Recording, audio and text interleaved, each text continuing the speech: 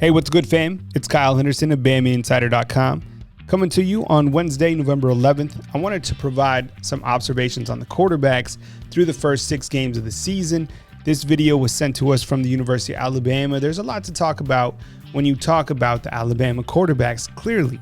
And the main storyline, and rightfully so, has been Mack Jones and what he's been able to do through 6 games this season.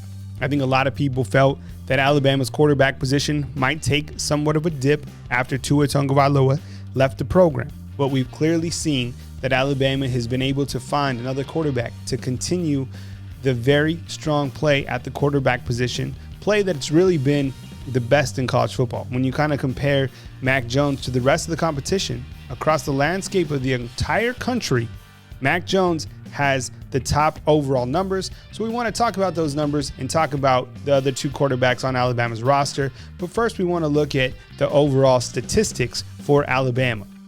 When we spotlight the statistics, let's start with Mack Jones. Against Missouri, came out 18-24, no touchdowns thrown, but he was 75%, and he threw for 249 yards with 2 touchdowns. Then against Texas A&M, 20-27, 1 interception, but 435 yards and 4 touchdowns. And I think during this game, we were like, uh-oh, this guy's got it. Then against Ole Miss, 28-32, no interceptions, but he threw 2 touchdowns. His percentage, 87.5%. In a game that was back and forth. That was big-time performance.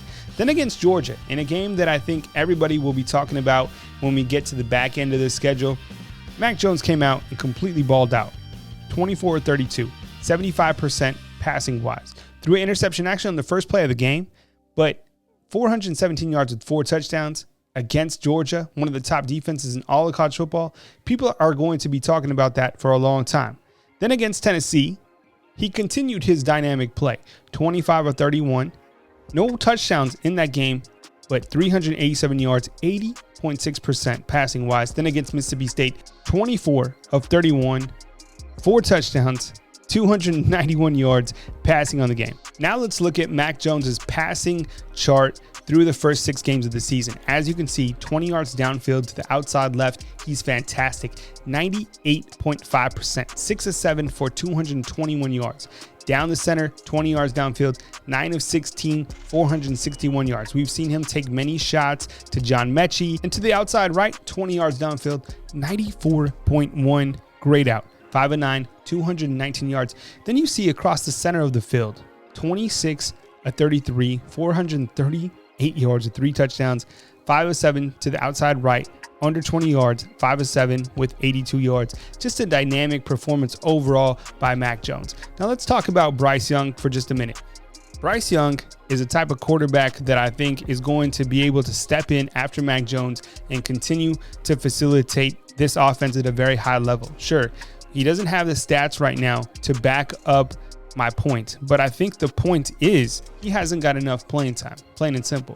You're looking at the guy who has come in as a true freshman, no spring football practice, and done a very good job in the opportunities that he has had presented to him. I think we looked to that Tennessee game, and you really started to see what Bryce Young could do when handed over the reins. We really haven't even got to see him play an entire game. So until we do, it's hard to really make a season assessment on Bryce Young. When we look at the statistics for Bryce Young, you saw that he was 5 of 8 against Missouri, 62%.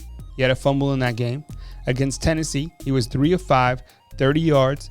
Slade Bolden dropped that touchdown pass in the end zone. And then against Mississippi State, he was 0 for 2 passing. So, I mean, season statistics, 8 of 15 passing, just 53.3%, 84 yards. So it's a very small sample size. So I've said this many times before. I want to see more Bryce Young when he does get opportunities, and I think he's going to do just fine. So if you're out there and you're like, man, this guy, I'm not impressed with him, you need to sit down and you need to hold on and you need to wait for more repetitions for Bryce Young, because he's going to be just fine. Be patient with the young man. The one quarterback that we haven't got to see just yet is Paul Tyson. He's actually a redshirt freshman at Alabama, 6'5", 225 pounds, has a very live arm. A lot of strength in his delivery.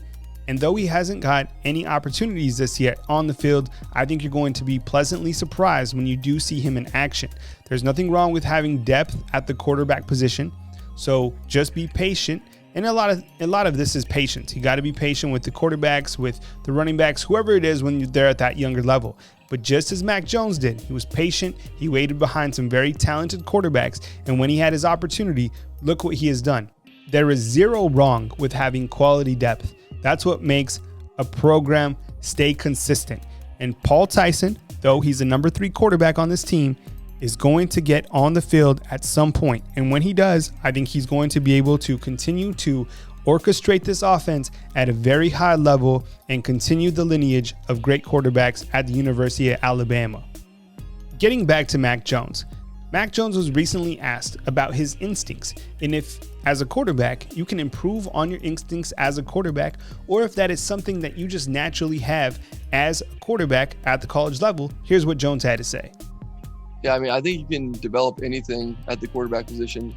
So if you work on it and practice and emulate game-like situations, and you can really do anything. So some people have a better feel than others, but if you practice like anything else, it's just second nature. Coaching continuity has a big part to do with Alabama's success on the offensive and defensive side of the ball. Mack Jones was asked about the coaching continuity during his most recent press conference. Here's what Mack Jones had to say. Yeah, it definitely helps. I mean, Coach Sark's done a great job calling great plays every game and preparing us really well. And obviously with as many guys we had back from last year on offense, to step in and just kind of do what I'm supposed to do has been really easy because, like we always say, we have the best skill players, best offensive line, best running backs, best tight ends, and a really good offensive coach. So put it all together and, good things happen, and we'll just continue to do that. Now, during Monday's press conference, Nick Saban was asked about the growth of Mack Jones. And think about this.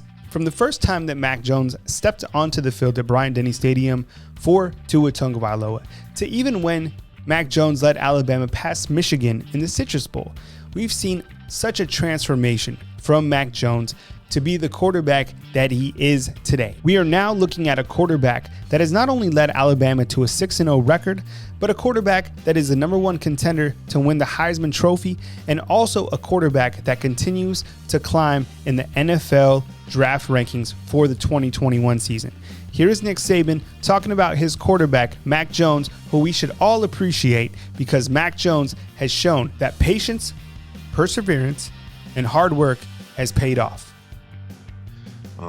But Mack has done a good job. He's developed. He's got a lot of experience. He's certainly not the same guy now as he was then. So, well, thank you very much for watching our quarterback video today from Bama Insider. We hope that you hit the thumbs up button, you like and subscribe. We appreciate you guys being here and helping us grow our channel. We appreciate you helping us get to 40,000 subscribers. But as Nick Saban said, this isn't the end. This is just the beginning. Thank you for being a member of Bama Insider, and catch all our coverage back at BamaInsider.com.